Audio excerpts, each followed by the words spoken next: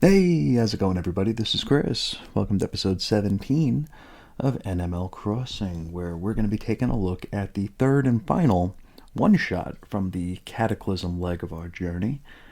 And it's a book that I'm kind of conflicted on, not because of the content. Well, maybe a little bit because of the content, but we'll get there when we get there. But this is one, it's a weird one because it's like so insignificant, but at the same time, it caused me to break.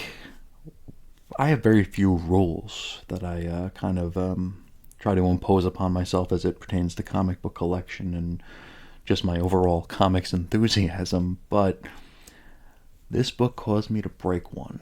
I broke probably my cardinal rule in comics collecting. Now, those who have ever listened to me prattle on and talk about the rules of comics collecting will probably know exactly what I'm talking about here, but in case you're new or want a refresher, I've always kind of stood by the statement that all of my collecting has to be done in person. You know, everything has to be a hunt, a physical hunt, where I'm physically digging and rifling through bins to procure whatever the hell it is I'm looking for. In my own collecting history, the biggie for me was Lady Cop, the Lady Cop issue of First Issue Special, which, I mean, I could have at any point in time did the one-click buy now, but I wanted to find it in person. So it took me like something like 4 or 5 years of just compulsive digging through every bin I came across until I found the damn thing. But it was a satisfying little hunt, and it's something that I would insist upon. You know, I feel like I don't know if it's like that. There's like a sport to it. You know, like you're actually getting your hands dirty, figuratively and literally. You're getting into the bins here. You're rifling through. You're finding stuff. You might find stuff you never even knew you wanted to find, and I feel like that's a big part of my personal comics fandom. It's just these hunts that are, I don't know, fuel for the the inner child in me to just play in the bins. But with this issue, I could not find the damn thing anywhere.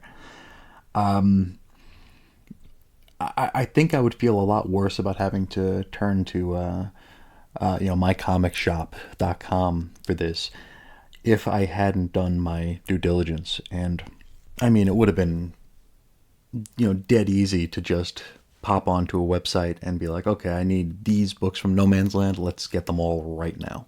But I live for the hunt, and also I am a firm believer in shopping local.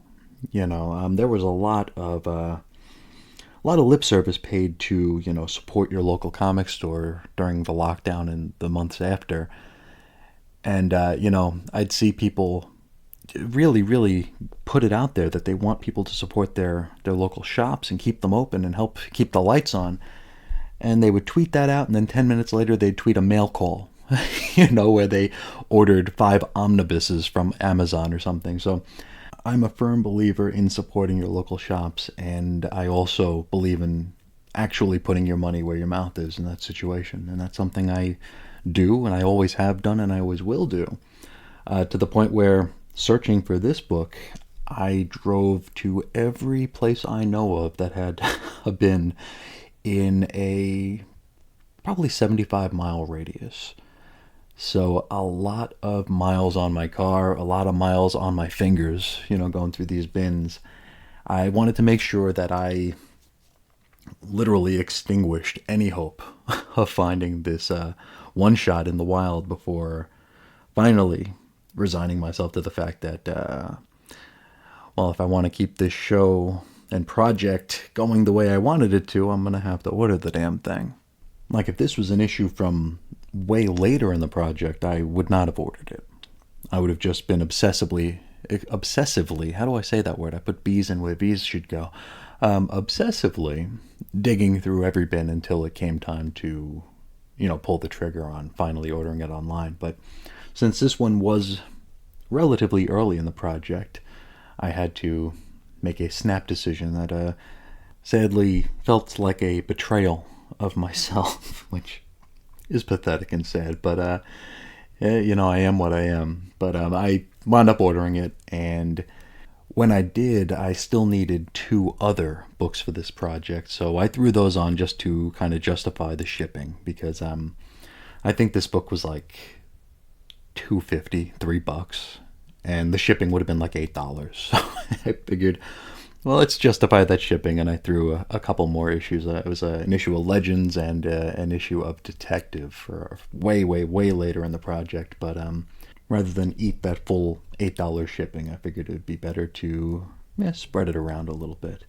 And I wanted to give a big thanks to my buddy Dave for sending me the coupon code to save, I don't remember what percentage it was, but it was like, I guess my comic shop does these regular coupons, which take a certain percentage off of certain titles in certain regions of the alphabet. So I lucked out, and the week that I needed to make the order, it was like all DC books between the letters A and G or something had this percentage off. So I ordered 2 books with Batman in the title and an issue of Detective, so it all worked out fine. I still don't feel great about it. I do feel like I betrayed the more unflinchingly rigid collector Chris, but sometimes you gotta bend your own silly self-imposed rules. But anyway, enough of my psychosis. How about we hop into the old Asylum and check out some other psychosis. We're talking about Batman Arkham Asylum-Tales of Madness #1 today. It had a May 1998 cover date. The story is called Tales of Madness, written by Alan Grant with art by Dave Taylor, colors by Bjarne Hansen and Heroic Age, letters Bill Oakley, edits Vincenzo Peterson, cover price about $3, $2.95. High dollar stuff for the late 90s.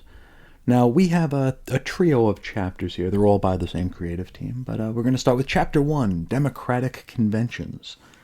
Now, we open at Arkham, and we're reading from the, I guess, journal or internal monologue of one of the place's newest security guards, a fellow named Greg Rourke. Now, he writes or talks about surviving an encounter with the most dangerous madfolk in the world. And we're invited to follow him along during his 3rd day on the job as he's trying to put some, money in the bank and finally marry his fiancée. It's a kind of a hard luck story for this guy, and it's only going to get worse. Now he, along with more seasoned security guards, a Laney and a Dean, probably not Stephanie Brown's mallmate Dean, but another Dean, they're on their rounds, and they're headed into Killer Croc's cell to change his linens.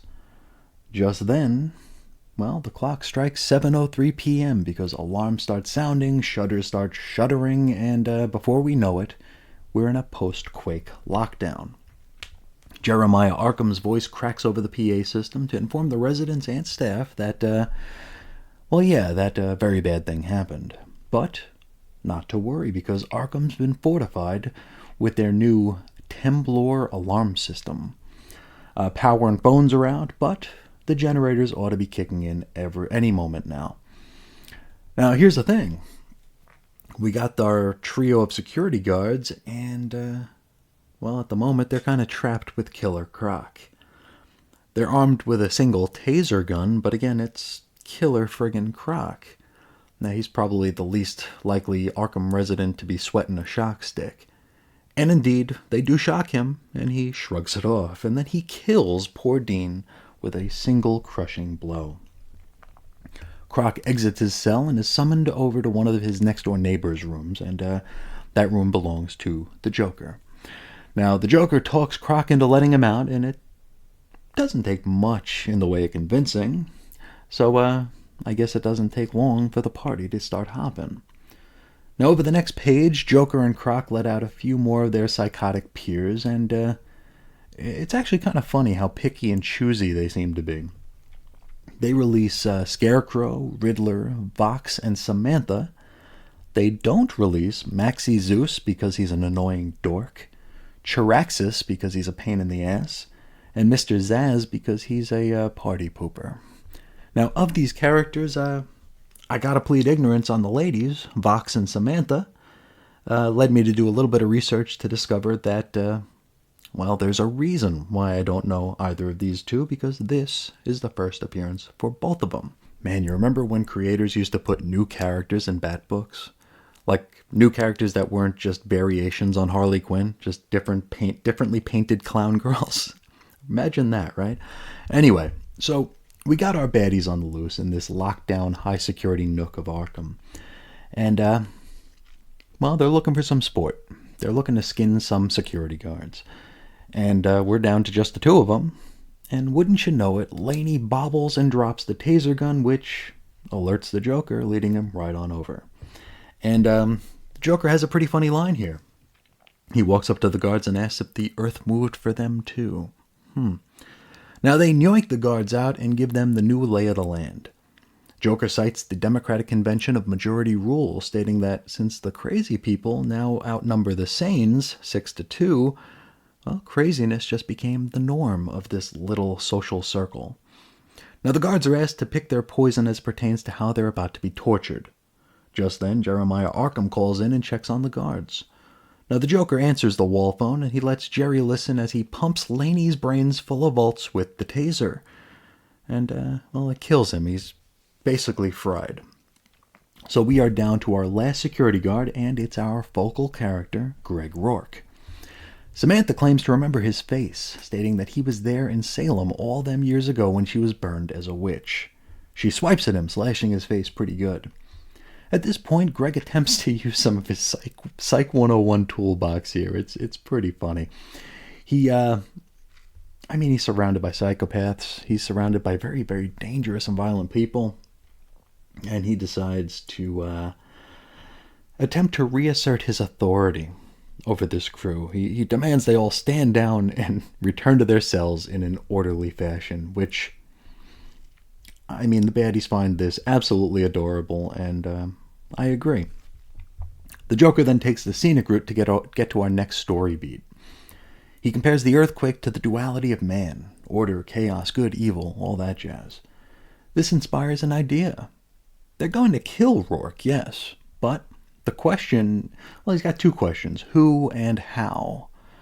Well, we're going to have to enter Red Sky territory at this point and spend most of the rest of this issue with a supervillain story competition. The gimmick here is whoever scares Greg the most will earn the right to kill him. Takes us to Chapter 2, Tales of Madness.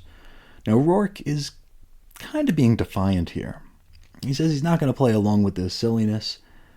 Well, that is until the Joker gives Croc a nod, and Croc wraps his giant scaly hands around Greg's head and proceeds to squeeze. Now our man, he's hearing all those sounds I would imagine you'd hear as your brain is being, crushed, your cranium's being, I guess crushed. Now, he eventually cries uncle and agrees to play ball with the Psycho Squad. Now our Tales of Madness are set to begin, starting with Vox. Now, Vox, that's V-O-X. I know I can't pronounce words. I don't want you to think I'm saying fox, like the little animal. She basically shares her origin story, which, since this is her first appearance, sort of stands to reason, doesn't it? Now, it looks like she was raised by a pair of abusive parents. They were pretty awful to one another, with her mother often physically beating her father. Seeing this, young Vox echoed this behavior with her little brother. Eventually, I think, killing him by bludgeoning him with a liquor bottle. Now, the story brings the Joker to very melodramatic tears, while Greg kind of just sits there in shock, like, oh, that poor child. The Scarecrow insists that, the little brother isn't even the victim of this story, but instead it's the voices in Vox's head which have now been locked away in Arkham. And yes, Vox does have voices that will... it's really not going to be a huge point of the story, but they exist. Worth mentioning. Now, Vox's voices tell her that she's already won the competition. Unfortunately for her, them voices don't actually get a vote. So, on to our next story, and it's from the Riddler. A very pot-bellied Riddler.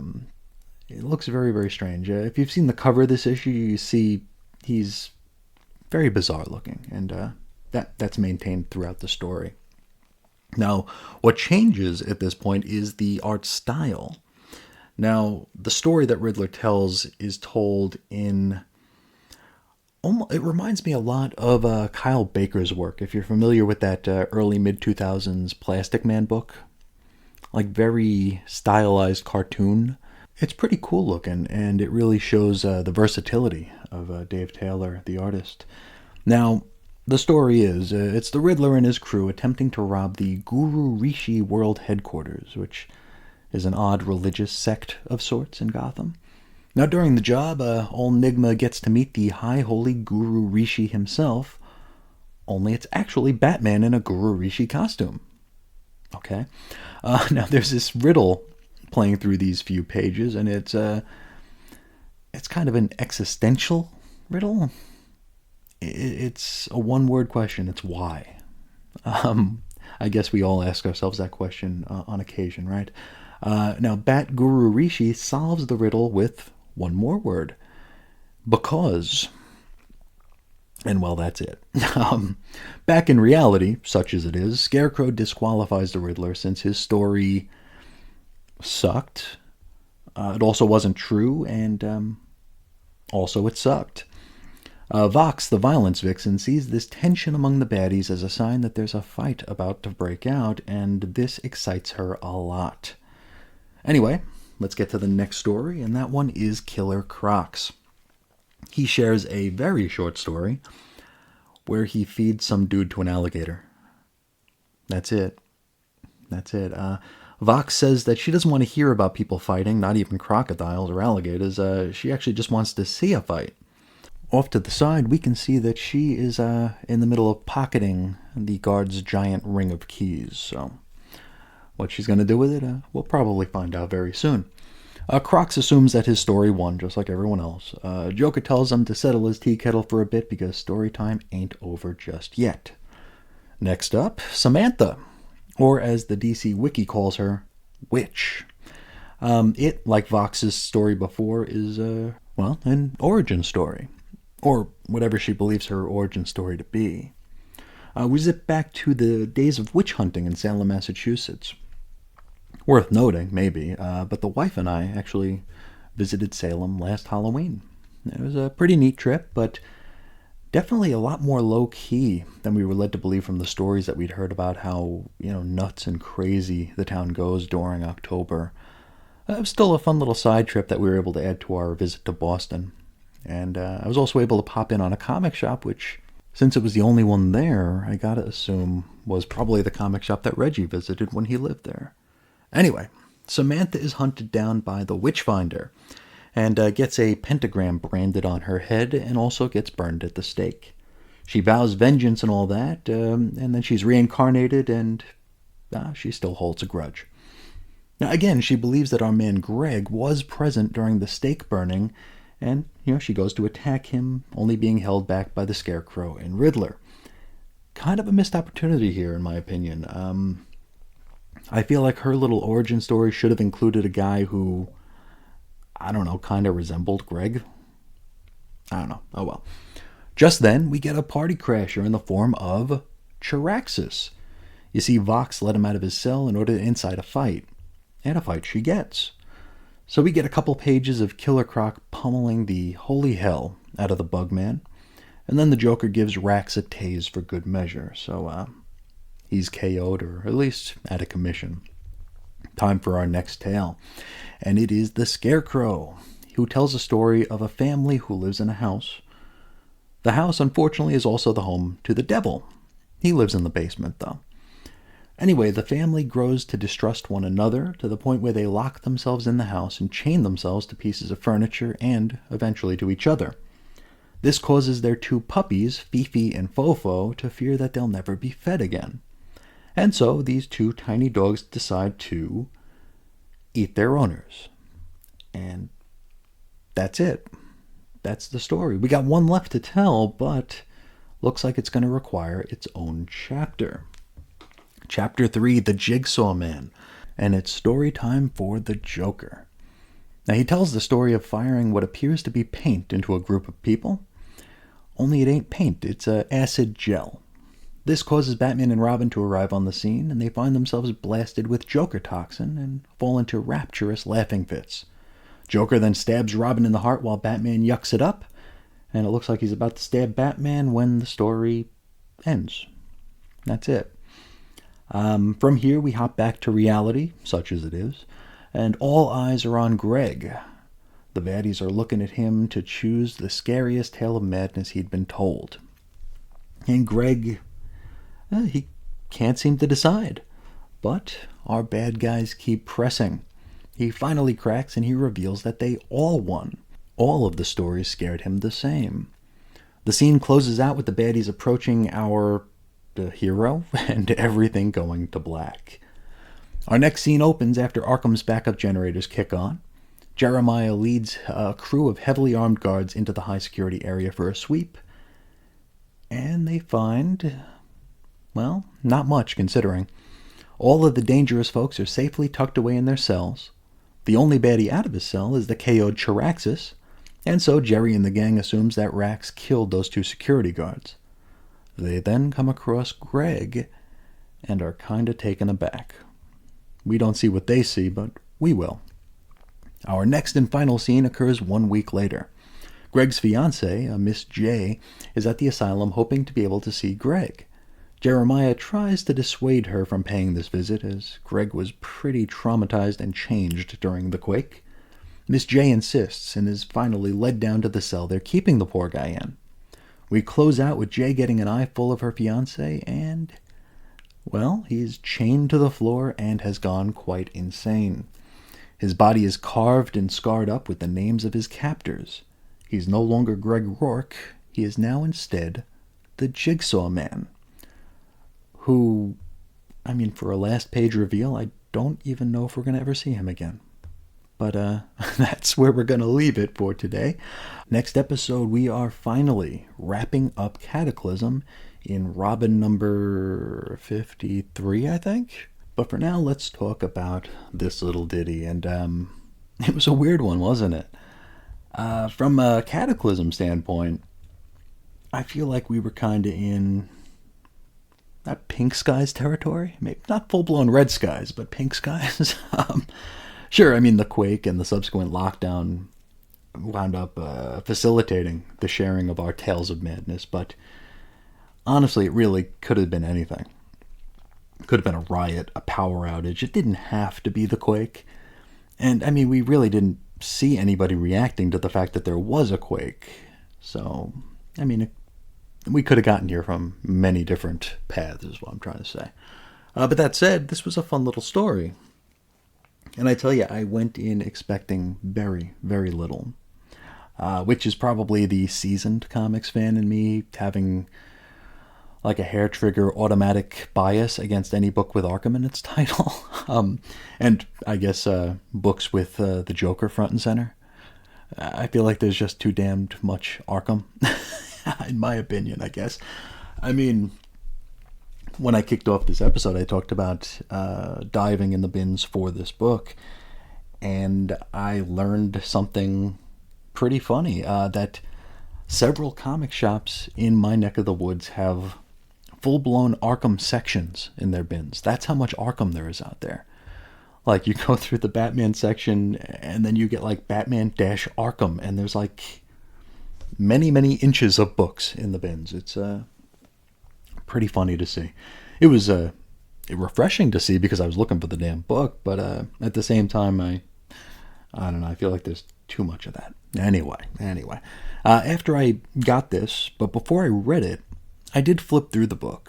I noticed that there were chapter headings, and I wondered if it was going to be like a true anthology, like different creative teams on each individual story, stuff like that. And I tell you, what I saw during that flip through didn't fill me with excitement or optimism. I was like, uh-oh, I wonder if the quake even happened, because all you're seeing are these like weird and wacky stories in, different art styles. But, I gotta say, I come away from this one rather pleasantly surprised. It actually sort of served as a neat little break from the overall Quake story, and also gave us a bit of a reminder that these folks are likely to be getting involved as we work our way through this project. Now, as for the individual Tales of Madness, mostly a mixed bag. Well, actually, mostly kind of bad, in my opinion. I think they were bad on purpose, though. They were silly and largely pointless, sort of kind of non sequitur stories. However, they did serve the real story well. They also kind of came across as the sort of stories that a crazy person might tell, which, like I said, feels like it was kind of the point. Definitely can't hold that against it. And it's also worth reminding myself that this was written by Alan Grant, who kind of took it upon himself to write the more psychological stories during this era, or this decade of Bat books, where he would focus on the villains and kind of try to dig into what makes them tick. So, this weirdo sort of kind of anthology book is pretty good evidence of that.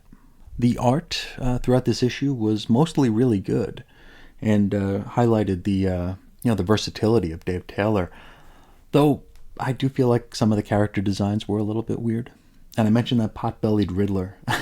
That one kind of stands out. Though, in fairness, this did come out during late 90s DC. This is pre-DiDio, trying to shoehorn the whole everything old is new again approach into every single book. Back when we'd be like I remember when I jumped to the DC side of the table and I started reading Green Lantern, and you'd see guest spots from Guy Gardner and John Stewart, who were retired, and they were like embracing middle age, and they were like satisfied in a mentor-like role.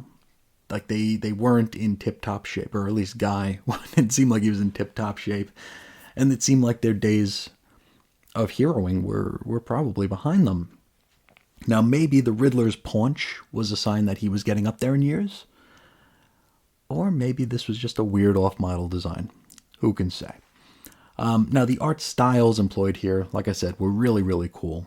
Each Tale of Madness felt as though it was drawn by a different artist, and it also, it felt like thematically right. Like the art style suited the sort of yarn the Arkham All-Star was spinning at the time. It really, really worked well. Overall, you could do far, far worse than checking this one out. You're not going to get much added value regarding the Cataclysm story, but like I said, it's a fun time all the same, and that's kind of what it's all about, right?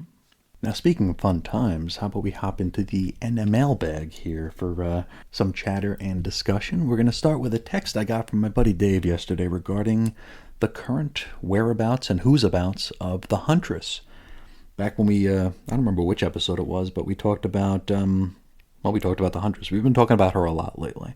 And I made the comment that I don't even know if she's around anymore in the, current dawn of DC, whatever we're calling it, landscape. And my buddy Dave wrote and said, yes, the Huntress is around right now in the Justice Society of America book. And it's the version the daughter of Batty and Catty from the other Earth. And I believe that Justice Society was, I think Jeff Johns launched like that new Golden Age, which I know I'm buying. I haven't read any of it. I'm sure they're probably not too far from me right now, but I've never opened one. Mostly because I don't know, I don't have any trust in DC in as far as these stories mattering. I feel like DC is so fair weather that like they can reboot at any moment. It took us, 13 years to get a Justice Society again, and I could see them pulling the plug any day. So I have not. It's hard for me to just let myself enjoy things for what they are. I guess I always have to. I always have to ruin it for myself. But I guess there you have it. If you want to read contemporary Huntress, you can do that in the new Justice Society of America book. So thanks very much, Dave, for letting us know. Next up, Billy D wrote in, and he says, I just finished up the last 2 episodes, and they were enjoyable as usual. The after comics talk on today's episode really grabbed me. I believe this was episode 15. When you talked about the ending of From Claremont to Claremont, it was very sublime. It takes a lot of courage to say what you did about the end of the show and your own imperfections. We all have them, but that doesn't make it any easier. It was definitely a proud friend moment. This meant a lot to me. I even shared this one with my wife, and I don't generally share feedback with the wife, but this one affected me a bit. I feel like if people are going to dedicate even like a moment of their time to listening to me talk, the very, very least I can do is be completely honest and open and transparent.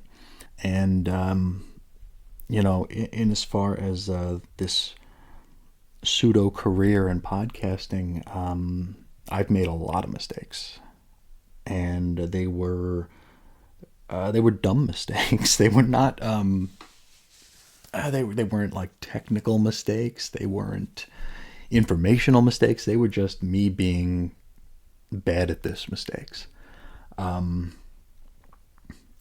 Despite the fact that there's thousands of hours of my voice recorded right now, no one's going to be able to convince me that I'm any good at this. When I think about me doing this, it feels like if there were someone who wrote for a TV show that was suddenly thrust onto the TV show. I don't think my talents, even using the word talent is silly to me, but the presentation and the performance aspect and the post-publication aspects of the show, or any show, not my strong suit. I know what I am sort of good at, and that's compiling research and putting it together in a presentable way. When it comes to presenting and to propagating it, I am almost painfully unequipped or under-equipped for that. It's weird. I have this if you build it, they'll come sort of a philosophy where I think that the amount of work you put into something automatically begets you, recognition or an invitation into the discussion about whatever topic you're choosing to talk about and research and dive into. But that's not the case. That's not the case, and that was a very bitter pill for me to swallow. And I don't know. In my time away, I think I hope I've gained a measure of clarity and maturity regarding expectations and just exactly what I want out of this little pseudo-creative outlet. I kind of know what I'm okay at, and I know what I'm not okay at. And I barely even promote this program because I know that that's not my strong suit. And I know that that's where my underlying bitterness grew last time. And I don't want that. I want this just to be fun. I want this to just be for the people who want it. And that's one of those things where I used to tell myself that. I'm pretty sure I've told myself that on the air before. And it's something that's very, very easy to say. It's one of those concepts that is simple, but it's not easy. It's not easy to actually play that ball, right? But at the end of the day, we've got to, and we keep doing whatever we can do to keep this light and fun and keep it from driving you absolutely insane and taking over your life. But thank you so much for that message, Billy. It really did mean a lot to me, and I'm serious. I showed the wife, which I don't ever really do. Next up, our pal Eric wrote in. He says, I'm just answering some topics you mentioned in last week's episodes. He says, I have a collector's problem as well that I struggle with. I start by collecting one character, and then I wind up collecting issues each month from multiple characters. I then realize I have to cut back and just focus on what I'm mainly interested in reading, and I also used to save up my lunch money to buy comic books. And that's always the way, isn't it? I remember the few times that I've had to step away. I stepped away for fake ass moral reasons back in the 90s when I got sick of the foil covers making books 3 times as the cover price of what they'd usually be. I also took steps back when I was broke. I moved house in 2004 where I had to reprioritize my spending. And then lost my house in 2008. Lost my job, lost my house, lost pretty much everything in 2008. And had to stop. Comics were gone. I couldn't even buy a comic book a month. I couldn't buy food. I couldn't buy comics for sure. And each time I came back with this sort of minimalist mindset where it's like, okay, I'm coming back here and okay, I'm just buying X-Men. I'm not even buying all the X books. I'm going to buy X-Men and Uncanny X-Men because those are my books. And before I know it, I'm buying everything again. And then I'm jumping across the table again to DC. And then I'm picking up indie stuff. And then I'm picking up everything. It's just crazy how that happens for so many of us. And then we have to pare things down. And then you have to make those tough decisions. And they can be really tough decisions. I know a lot of the factors that I put into it is like, how long of an uninterrupted run do I have on this book? Like, it's something that I talk about with friends is Action Comics. The current Action Comic stuff, I've tried it and I do not like it. It's not for me. I don't think I just don't think it works. And I'd love to drop it, but I have a full run of Action Comics going back to like the mid 400s. So it's like I feel like if I were to stop now, it would be ending this 40 plus year run on a title. And that's exactly what it would be doing. So it's like, okay, well, I guess that gets filed in Can't Quit You. It's always going to be Action Comics. Also, I don't know if this is a universal comic book fan thing, but I find that, the top of my pile is rarefied air. Like when you buy a stack of 10 books for any given week, the top of your pile is like that 1 or 2 books you really want to read, and the rest of them are kind of the collective bottom of the pile. It doesn't matter what order you read them in, you're not more excited to read one than another. So when you have to start paring down your spending, it's like, where do you even start? Because most of your pile is the bottom of the pile. So, I don't know, it's tough decisions. Back to Eric. He says, anthology books to me are sometimes confusing because you don't know what is in continuity and what is not. When I read X-Men, I also read X-Men Unlimited. I didn't understand at the time if it was canon or not. In the Batman Chronicles, however, there was a Barbara Gordon origin story in one of the issues. Of course, it was reconnected by Zero Hour, but it was an interesting story. And Eric sounds just as conflicted as the rest of us on anthology books, right? There's a place for them, but at the same time, it's like, I don't know. They just don't feel worth it all the time, especially since they are, generally speaking, so overpriced.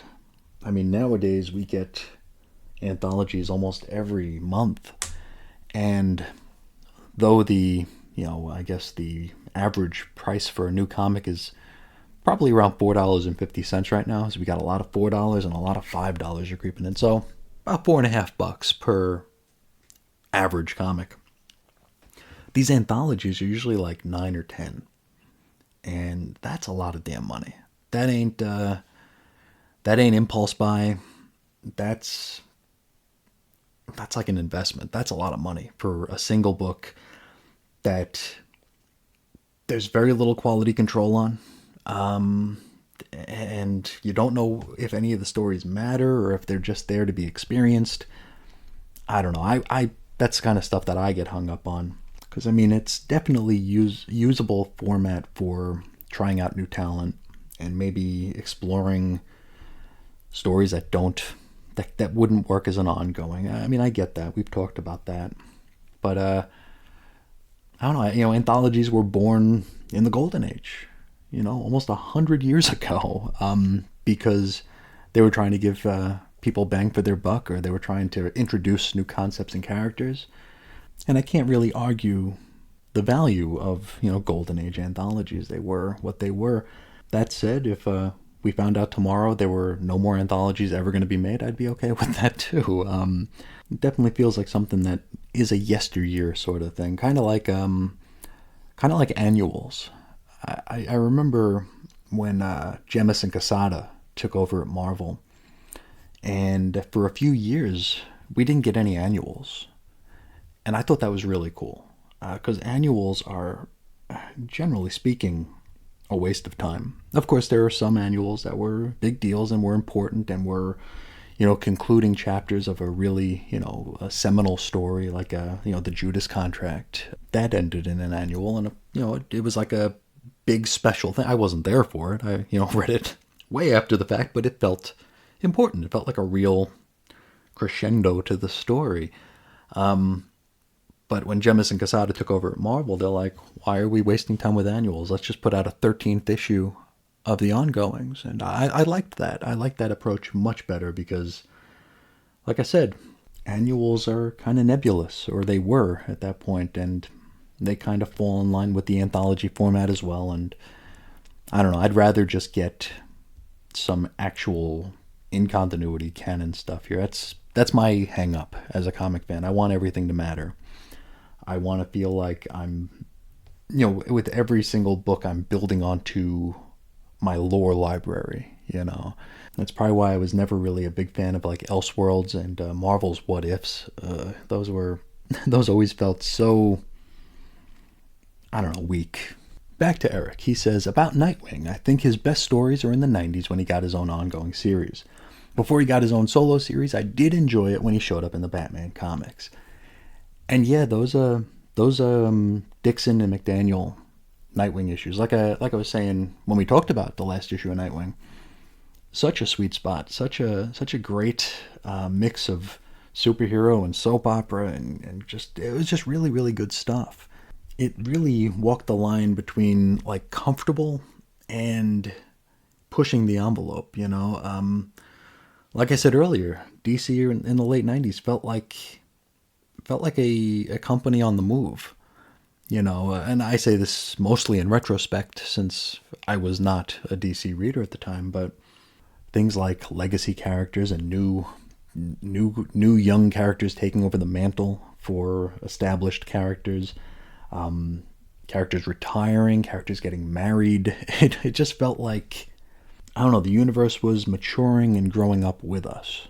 It was one of the things that separated it from Marvel in my mind back in the day. But when DiDio came in, it got a little marvelous over in DC, for better or for worse. For me personally, I think they took kind of a step backwards in bringing back Hal and Barry and utilizing like 3 crises in a 3-year span. It just felt I don't know, and I'm sure from a business standpoint it worked, but just felt like a step back to me. I really appreciated how in the late 90s things were a little bit different at DC. Back to Eric here. He says, I also want to comment on the Huntress. Huntress is a very entertaining character, and I think Batman Huntress Cry for Blood is a great story showing the differences between Huntress and Batman's ways of solving problems in the city. Now, I know for a fact I own the first issue of that, because it's not so much a standout cover, but it's one I think you'd recognize if you saw it.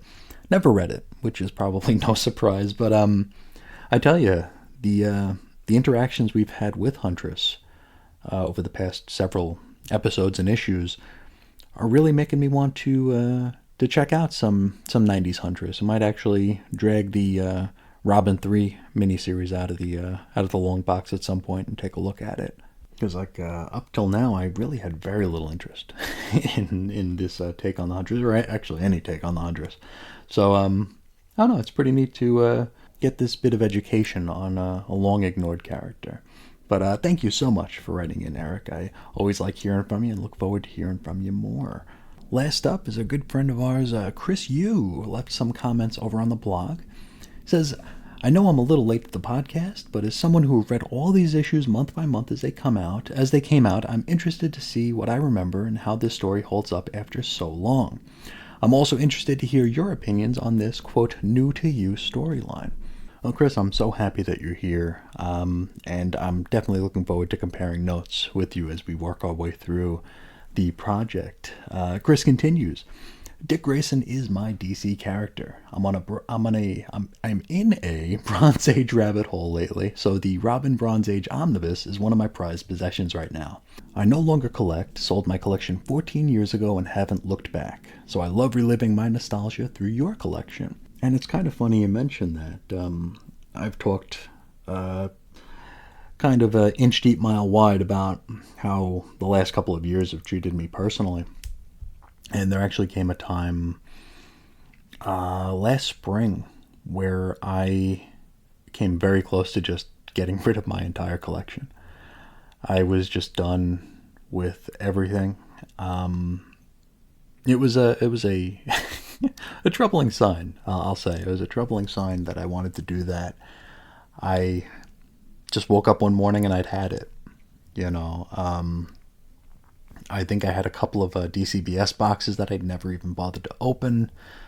I wasn't going to the bins. I wasn't going to the shops. I just did not care. I was in a pretty dark place, and I was just like, screw it. You know, there's like 30-something thousand of these things in this room I'm sitting in right now, and it's like I just didn't want any of them anymore. Like, you know, so I think sometimes when you have a large collection and you think about your necessities, you know, like, oh, if I could only save one of these boxes, which would it be? You know, I was at a point last year where it was like, no, take all of them. I don't need a single reminder of this. And I actually talked about it with a couple of friends, and they were troubled by it as well. It was not a good time. Without going into the painful specifics, I'm glad that that's mostly behind me right now. But when you said that, it just reminded me that for a minute there, I didn't think I'd have a collection anymore, or have any interest in a collection. Chris continues, something that popped into my head listening to you talk about buying comics as research for a project. Can you claim those expenses on your taxes as a business expense?